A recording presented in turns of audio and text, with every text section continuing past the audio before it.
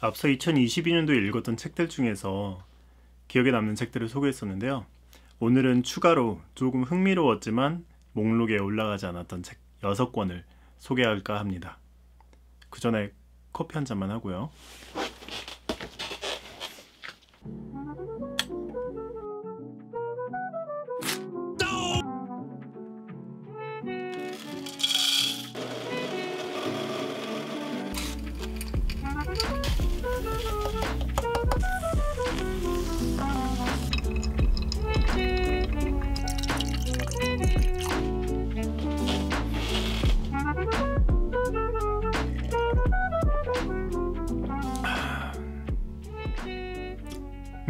시작해야지. 일단 해보기의 기술. 할까 말까 망설이다가 인생이 끝나기 전에 일단 해보기의 기술이라는 거창한 제목이 붙었는데, 어떤 기술을 알려주는 자기계발서적은 아니에요.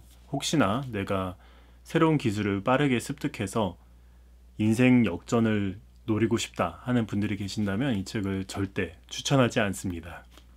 대신 뭐냐면, 저자가 여러 가지 기술들을 새롭게 습득하는 초보자의 삶을 살아가면서 그 과정에서 겪은 수많은 시행착오들을 기록한 자전적 기록인데요.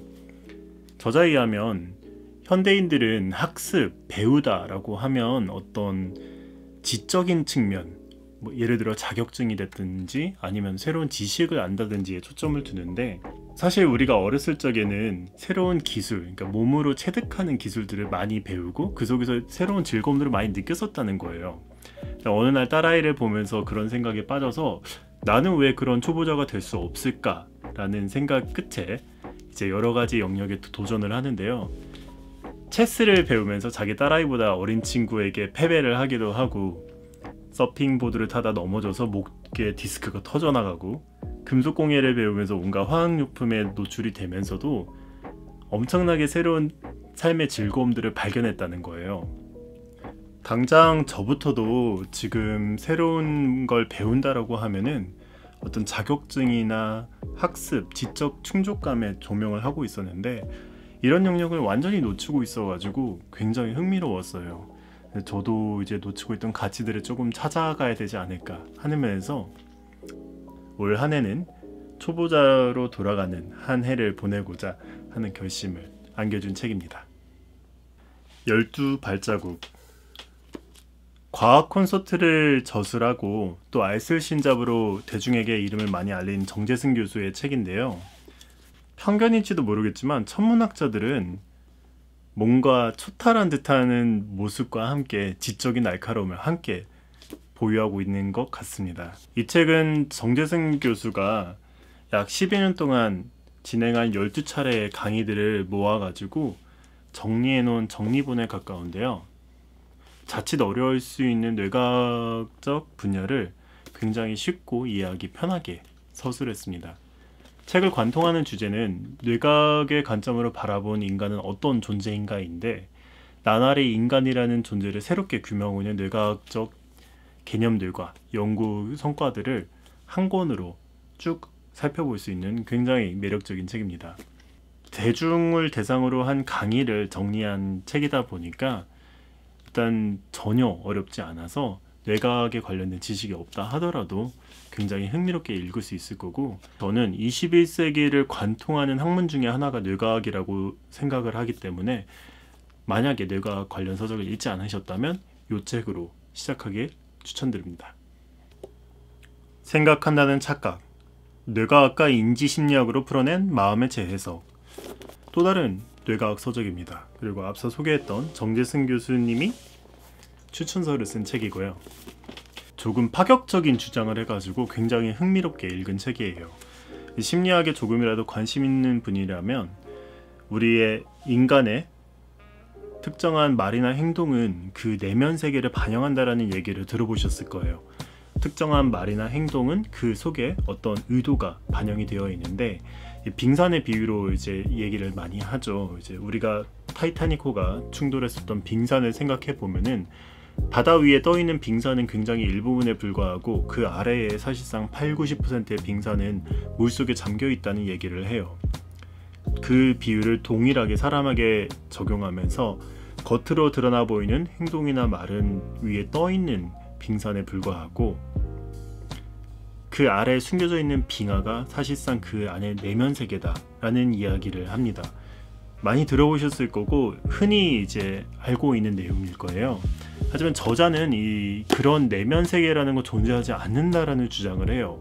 마찬가지로 이 주장을 뒷받침하는 여러 가지 연구들을 반영을 하는데 좀 논쟁거리가 있어요. 그게 굉장히 탄탄하지 못하다, 아니면 저자가 직접 진행한 실험들은 없다라는 비판도 많이 있지만, 그러면 왜 어떤 사람이 특정 행동이나 말을 하느냐라고 질문을 했을 때 저자는 뇌가 만들어낸 허상에 불과하다라고 설명하거든요. 무슨 말이냐면 우리가 어떤 특정 상황에서 행동이나 말을 해야 될 때 뇌는 과거의 경험들을 비추어서 그때그때 순간적으로 어떠한 답을 결론 내린다는 거예요. 내 과거에는 어떤 얘기를 했었지? 과거에는 어떤 행동들을 했었던가 하면서 즉흥적으로 어떤 대답이나 행동을 취할 뿐이지 그 속에 어떤 거창한 내면 세계나 거창한 의도가 숨겨져 있지 않다라고 얘기를 해요.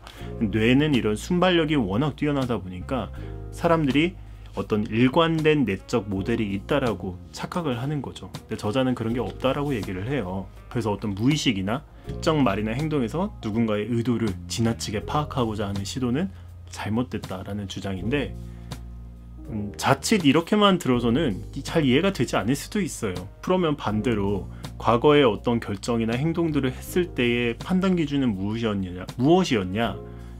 그 판단 기준은 우리가 내적 세계라고 얘기하면 안 되는 거냐라는 의문이 들기는 하지만 책 내에서도 나름대로 열심히 이런저런 방어논리를 펼치는데 얘기하다 보니까 한 번 정도 더 읽어봐야겠네요. 책은 뇌과학 지식이 어느 정도 있으신 분들이라면 흥미롭게 읽을 책이에요.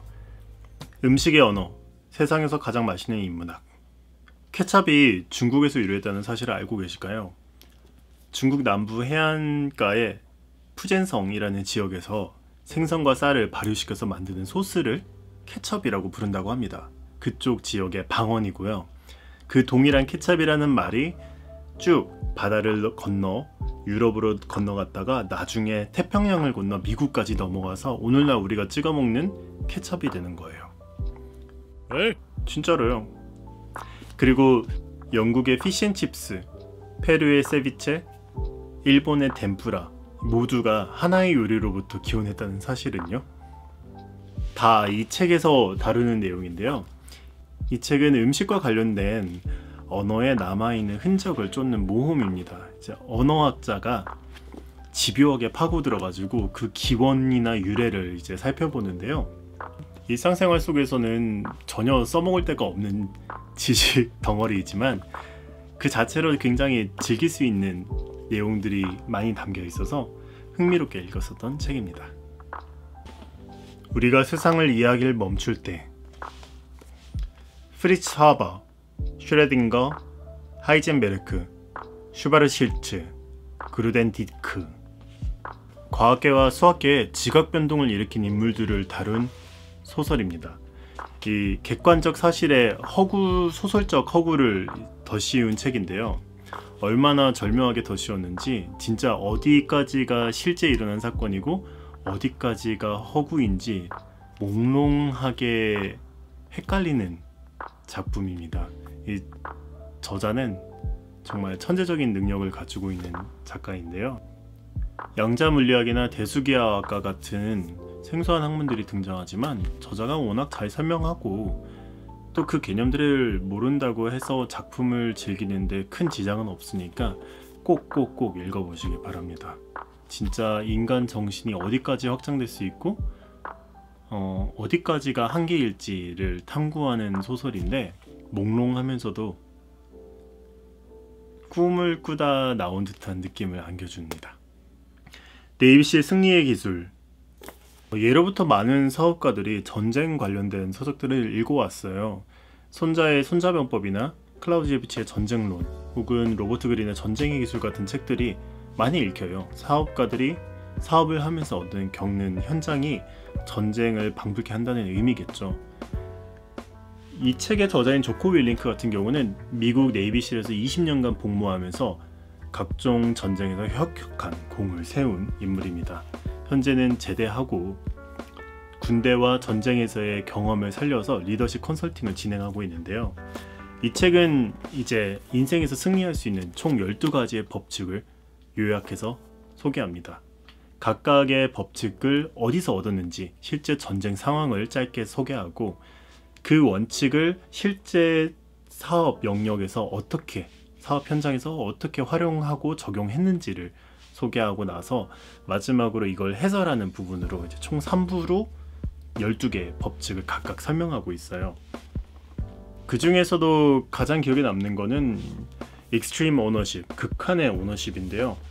변명하거나 남 탓을 하지 말고 스스로 문제를 해결할 수 있는 부분에만 집중하는 책임감, 인생에서 승리하기 위해서는 반드시 필요한 가치라고 저자는 강하게 얘기합니다. 이 외에도 재밌는 책들은 많았지만 그래도 가장 흥미로웠던 책을 꼽으라면 요 요소권을 소개하겠습니다.